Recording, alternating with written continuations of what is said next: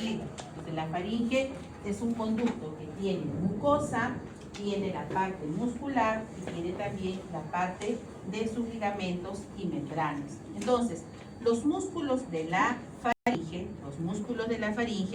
va a estar representado por los músculos constrictores, los constrictores de la faringe. Si nosotros pelamos a la faringe, esa primera capa es una capa serosa, luego tiene una capa muscular y luego tiene una capa mucosa. Lo que estamos viendo acá es la capa muscular. Este sería el músculo constrictor superior, este es el músculo constrictor medio y este es el músculo constrictor inferior de la faringe, ¿correcto? Entonces, el músculo de la faringe, si la faringe empieza desde la base del cráneo hasta la sexta vértebra cervical, entonces los músculos van a estar pues desde bien arriba. Desde la base del cráneo que tendremos al músculo constrictor superior de la faringe. Y si está desde la base del cráneo, este músculo constrictor superior de la faringe, de la entrada hacia la cavidad nasal, estará relacionado ¿con quién? Con la nasofaringe, pero también estará relacionado ¿con quién? Con la orofaringe. Entonces, en nasofaringe y orofaringe, tú vas a ver al músculo constrictor superior de la faringe. Mientras que el constrictor medio, mira, está relacionado con este huesito que está acá. ¿Qué huesito es este que está acá? El hueso yoides. Entonces, el constrictor medio, como se inserta en el hueso yoides, será tu referente, el hueso yoides, para poder encontrar aquí al músculo constrictor medio de la faringe, que es el más pequeño de los constrictores, ¿ok? Y el músculo constrictor inferior de la faringe, mira con quién se está relacionando, con el cartílago tiroides. Entonces, cuando tú reconoces al cartílago tiroides, mirarás al músculo constrictor inferior de la faringe. ¿Está? Entonces, el músculo constrictor inferior de la faringe va a estar en el segmento, entonces, de la laringofaringe. O sea, en el segmento de la faringe, pero por detrás de la laringe, ¿cómo se le llama a ese segmento de la faringe? La laringofaringe. Esta será relacionada con la nasofaringe y con la orofaringe. Y el constrictor medio va a estar relacionado ¿con quién? Con el hueso yoides. ¿Estamos? Esta es una vista lateral y esta que está acá viene a ser una vista posterior. Si yo corto esto, doy un tijerazo acá, ¿cierto? ¿Con qué me voy a encontrar? Me voy a encontrar con sus vecinos de adelante. Y estos serían los vecinos que están hacia adelante. La cavidad nasal, ahí vemos a la cavidad nasal, aquí están las coanas, que es la comunicación.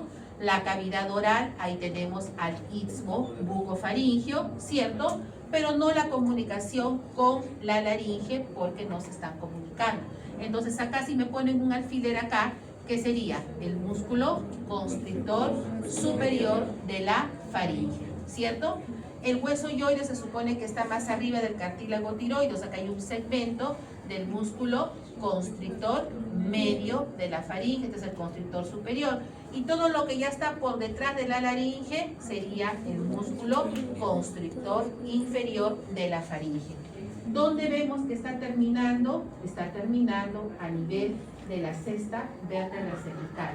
Pero si no puedo ver a la sexta vértebra cervical, ¿cuál será mi otro punto de referencia? Si no puedo ver a C6, ¿cuál será mi otro punto de referencia visible?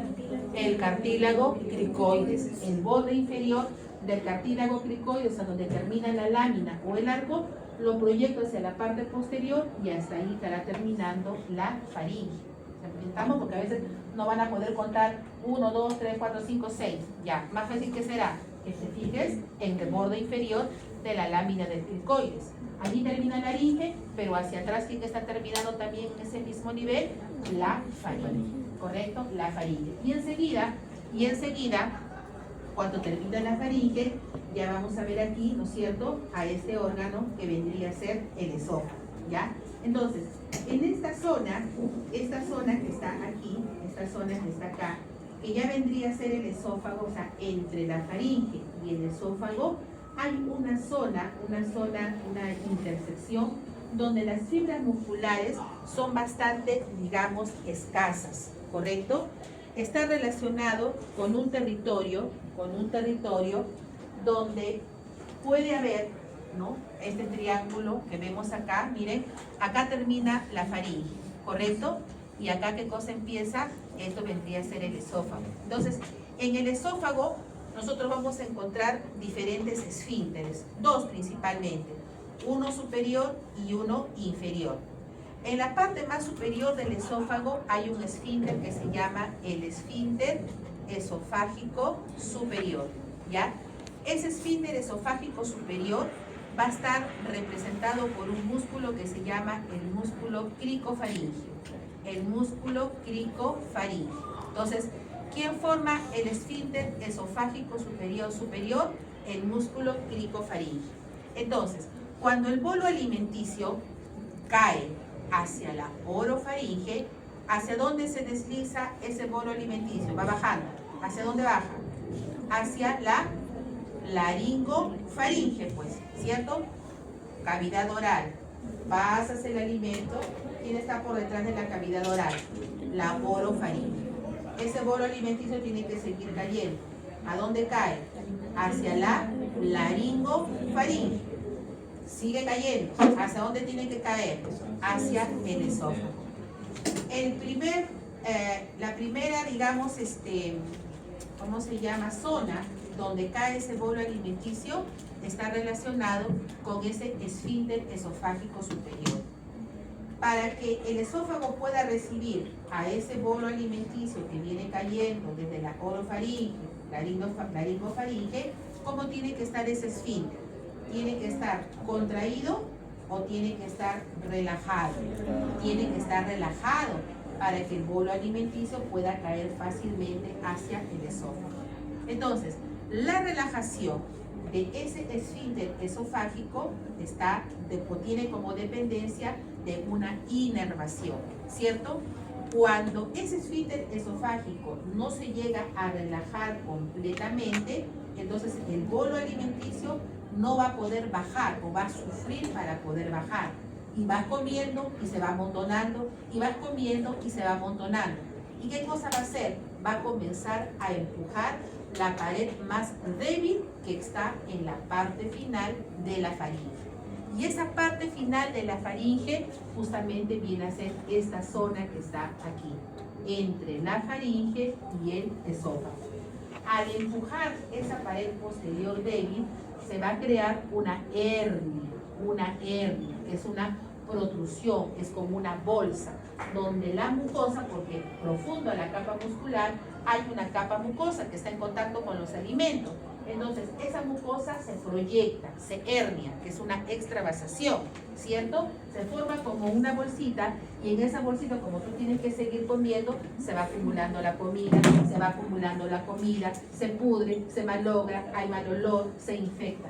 A eso se conoce con el nombre del divertículo de Zenker, ¿ya? Se conoce con el nombre del divertículo de Zenker. Entonces, ¿qué cosa es el divertículo de Zenker? Es una debilidad, ¿no? Es una protrusión de la mucosa, ¿de quién?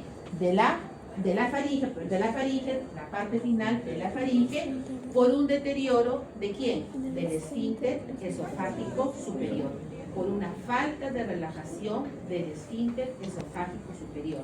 ¿De quién depende esa inervación? Del vago. Depende del vago.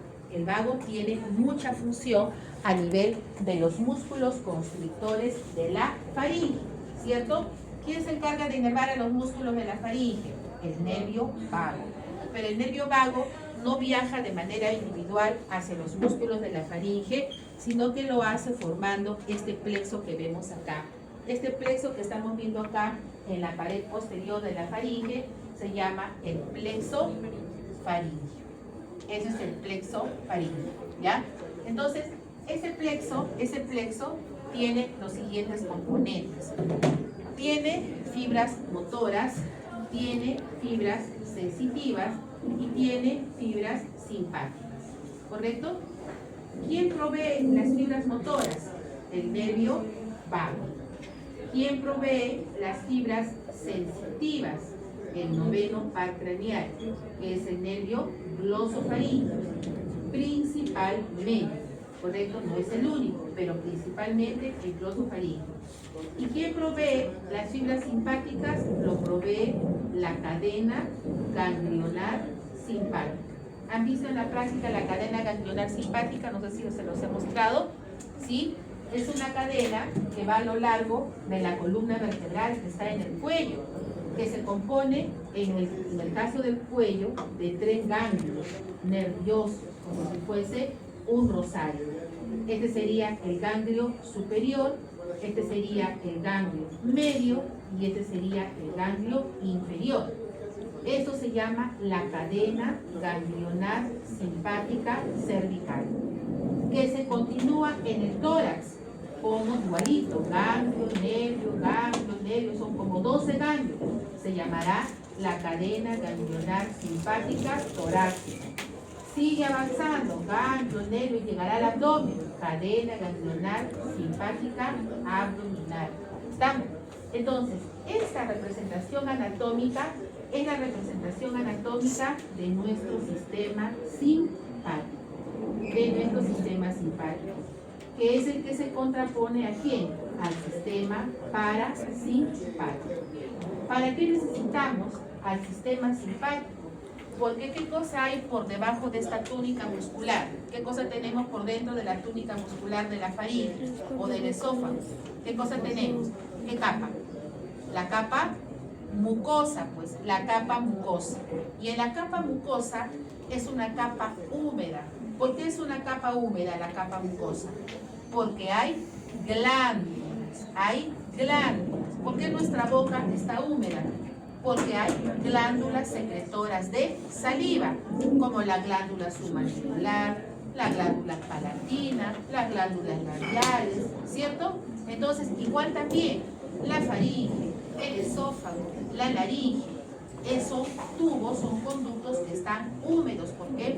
Porque tienen una capa mucosa, y en esa capa mucosa, ¿qué cosa hay? Glándulas. Y esas glándulas que tienen una actividad secretora, nosotros, nuestro sistema nervioso, ¿cómo se llama? Somático, el voluntario, no lo puede controlar. O tú puedes decir, a ver, glándula faríngea, quiero que secretes esta cantidad de, ¿cómo se llama?, de secreción, de mucosa. No lo podemos controlar. Si no lo podemos controlar, la gobernancia está a cargo ¿de quién? De nuestro sistema nervioso autónomo, ¿correcto? Y ese sistema nervioso autónomo está formado por el sistema simpático y el sistema parasimpático, que tienen que estar en equilibrio cuando tengan esa actividad glandular. Es decir, ahorita nuestra boca está húmeda, ¿cierto? ¿Por qué está húmeda? Porque nuestro sistema parasimpático hace posible esa actividad glandular de las glándulas palatinas, de las labiales, de las linguales, ¿cierto?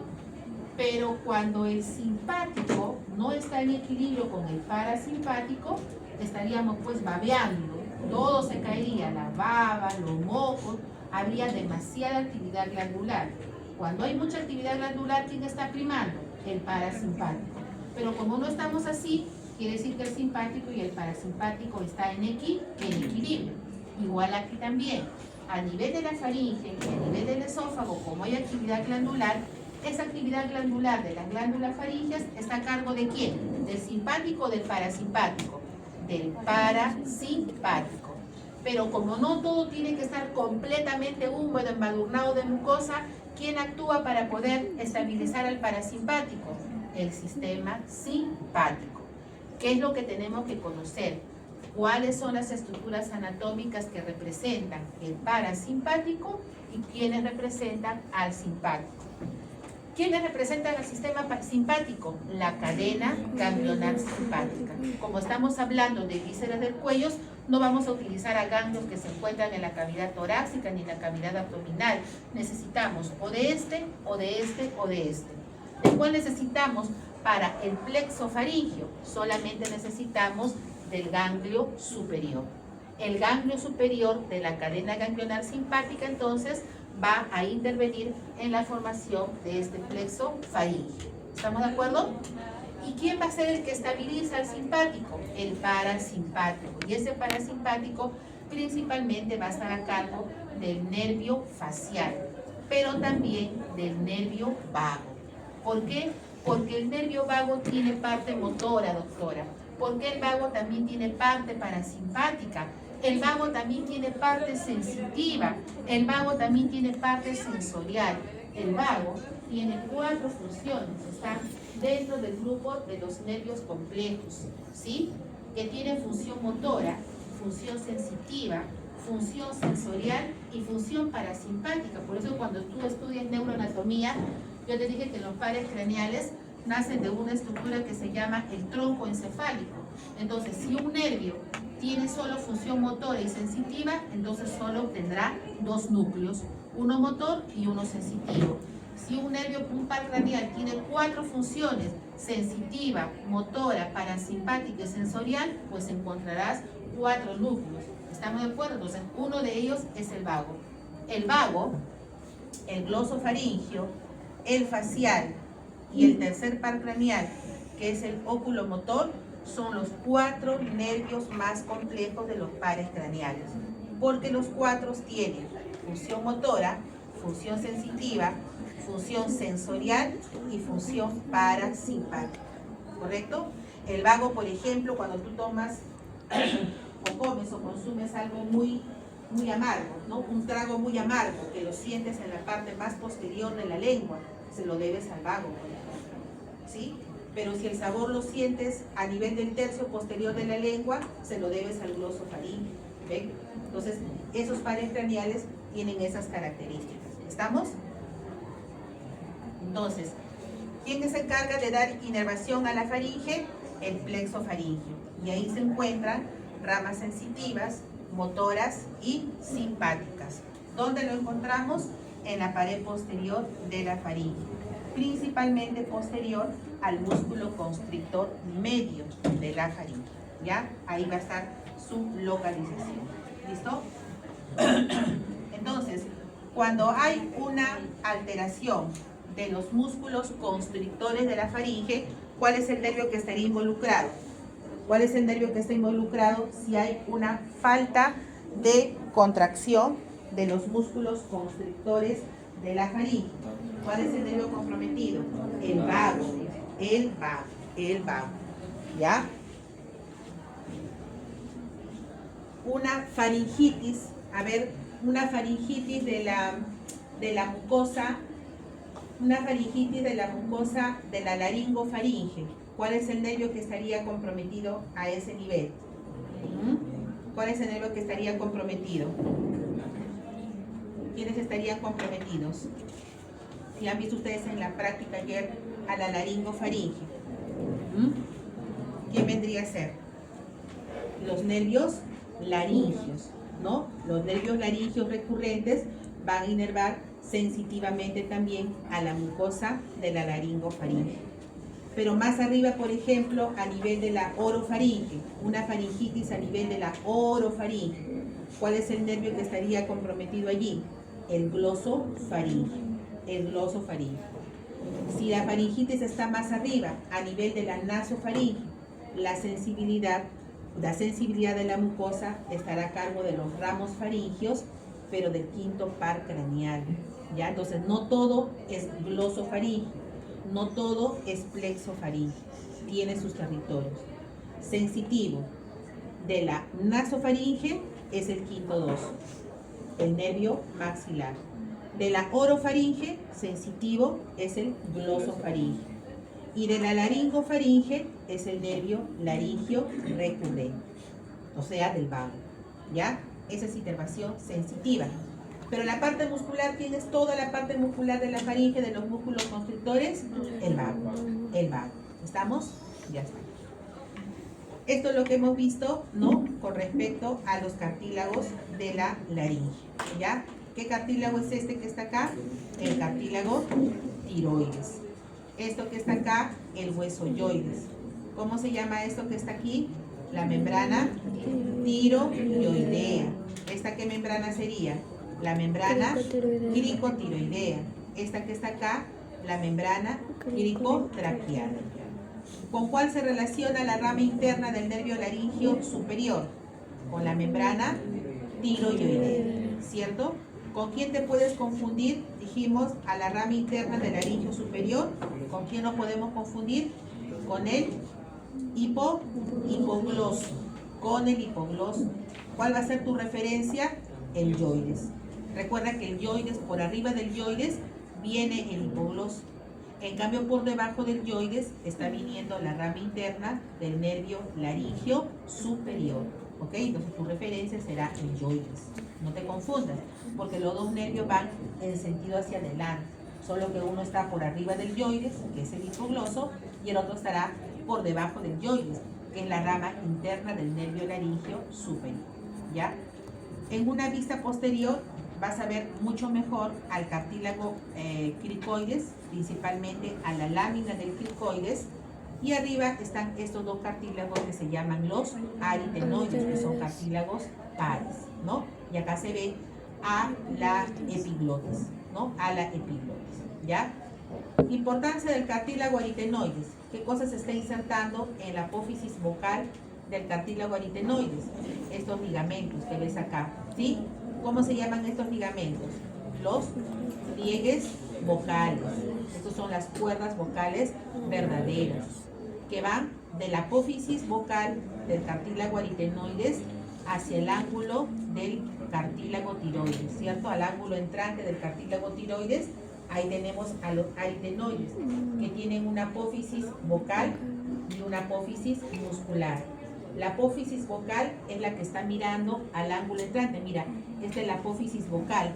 La apófisis vocal, la apófisis aritenoides, o el cartílago aritenoides, tiene la forma como si fuese ahí un triangulito, ¿correcto? Entonces, esta punta que está acá está mirando al ángulo entrante del cartílago tiroides, aquí. Entonces, acá se va a estar insertando un ligamento. ¿Cómo se llama este ligamento? El ligamento vocal, que cuando está revestido por mucosa se llama el pliegue vocal. Y el músculo que está presente, ¿cómo se llama? El músculo vocal, ¿correcto? Lo mismo acá tenemos el otro pliegue vocal, ¿cierto? Este espacio, ¿cómo se llama? ¿Qué cosa vendría a ser esto? La glotis. Eso es la glotis. La glotis es el espacio entre ambos pliegues vocales. Entonces, los músculos de la laringe actúan sobre los pliegues vocales, acercándolos o separándolos, ¿cierto? ¿Cuántos músculos hemos identificado ayer? Ayer hemos visto al músculo cricotiroideo, hemos visto al músculo cricoaritenoideo posterior y hemos visto al músculo aritenoideo, ¿no? Al músculo aritenoideo. ¿Dónde encontrábamos al músculo cricoaritenoideo posterior? Acá, ¿no es cierto? Es el único músculo visible por la parte anterior. Ese es el cricoaritenoideo, perdón, el músculo cricotiroideo.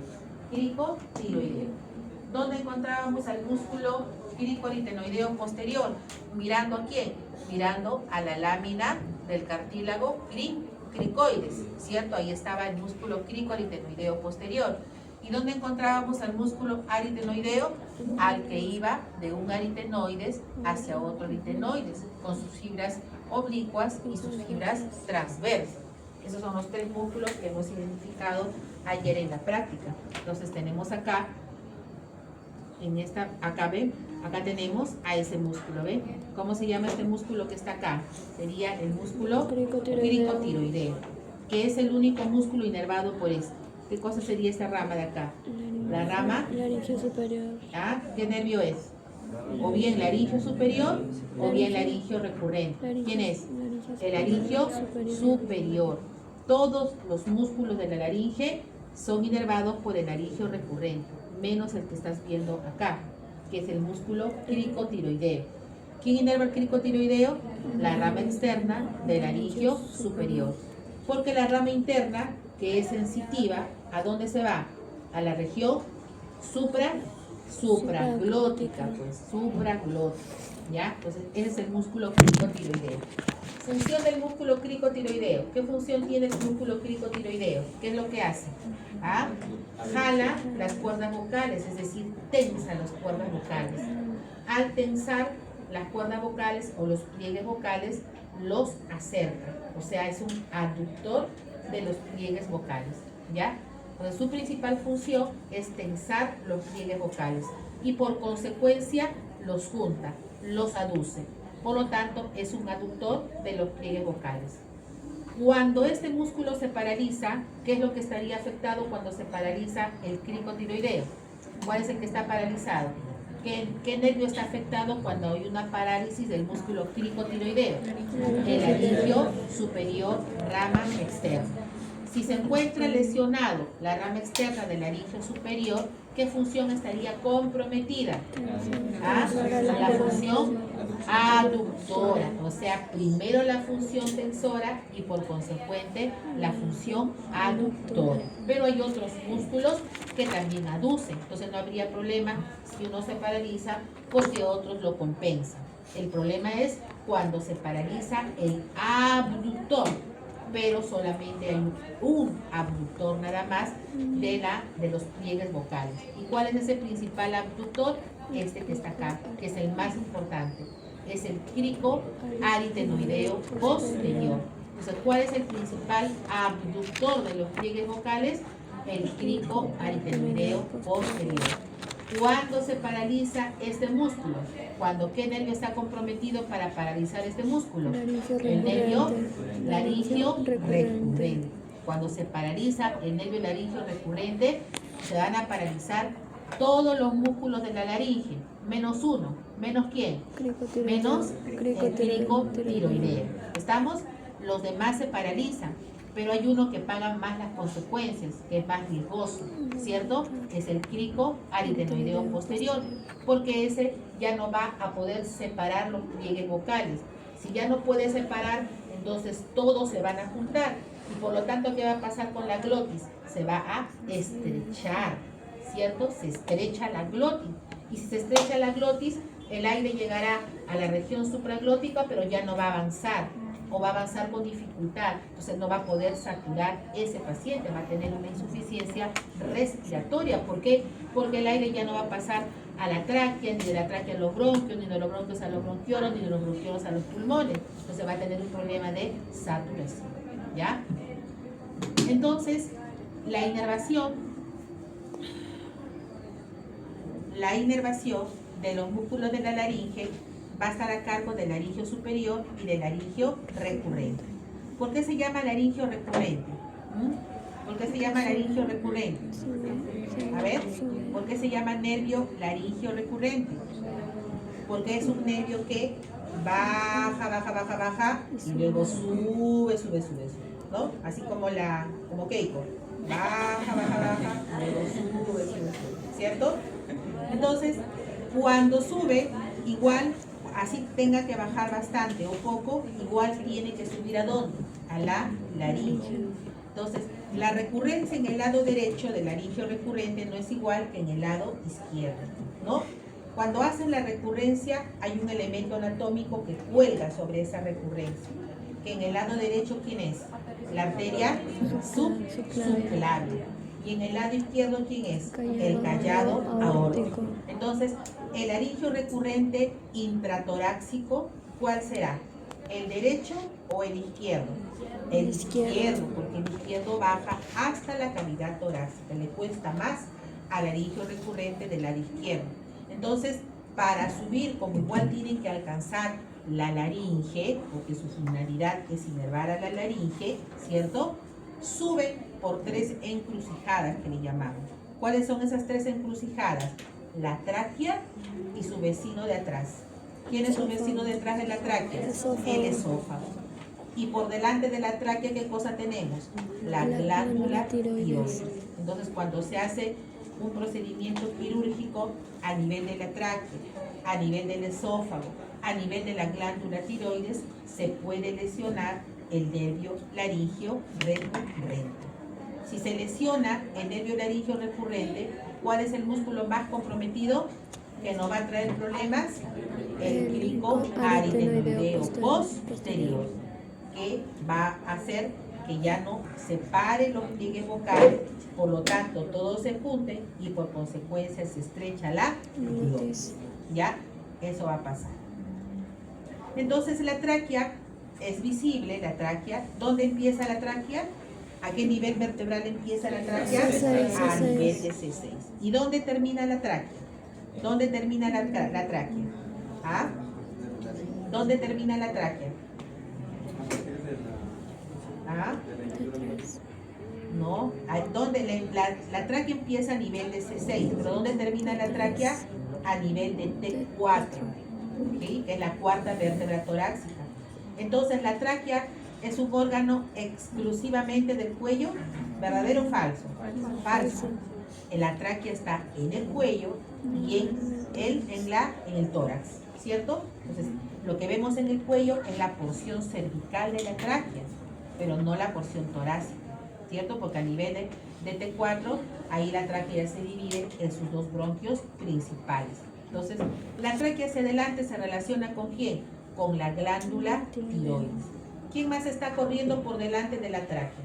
¿Ah? ¿Quién más está corriendo por delante de la tráquea? Los músculos infrayoideos, pues los infrayoideos, porque el yoides está arriba de la tráquea, entonces los infrayoideos, para poder alcanzar al yoides, tienen que cruzar por delante de la tráquea. Y es más, de los músculos infrayoideos que hemos reconocido, hay dos que tienen función a nivel de la laringe, ¿cierto? ¿Cuáles serían entonces esos músculos que les llamamos extrínsecos de la laringe? Porque los intrínsecos son los que hemos visto hasta ahora: el cricotiroideo, el vocal, el cricotiroideo posterior, el lateral, el aritenoideo. Pero hay dos que son extrínsecos. ¿Cuáles serían? El externo tiroideo y el tiroyoideo. ¿Por qué? Porque se están insertando en el cartílago tiroides. Y su inervación no va a ser por los nervios laringeos recurrentes ni por el laringio superior. Tú ya sabes quién inerva al externo tiroideo y sabes quién inerva al tiroyoideo, ¿cierto? ¿Quién nos inerva? A ver, Luna, ¿quién inerva al externo tiroideo? ¿Ah? A ver, ¿quién inerva al externo tiroideo? Allá. El asa cervical, muy bien, el asa cervical. ¿Y el tiroyoideo? ¿Y el tiroyoideo quién lo inerva? ¿Ah? No, el tiroyoideo es el músculo de la excepción de los infrayoideos. ¿Quién lo inerva? A ver acá. Los hermanos, son hermanos, ¿no? ¿Quién inerva el tiroyoideo? ¿Ah? C1, pues C1. Todos los músculos infrayoideos son inervados por el asa cervical, pero hay uno que no lo es. ¿Quién es? El tiroyoideo, que es inervado por una rama directa de C1. Sí, dime. También había por el hipogloso. El hipogloso antes, o sea, el C1, para poder alcanzar al tiroyoideo, se mete dentro de las fibras del hipogloso, ¿correcto? Pero se mete solo por ¿cómo se llama? Por así nada más. No tiene ninguna función el hipogloso sobre el tiroyoideo. O sea, para poder llegar al tiroyoideo, el C1 hace una travesura y se mete en el hipogloso, pero luego vuelve a salir para llegar al músculo tiroyoideo.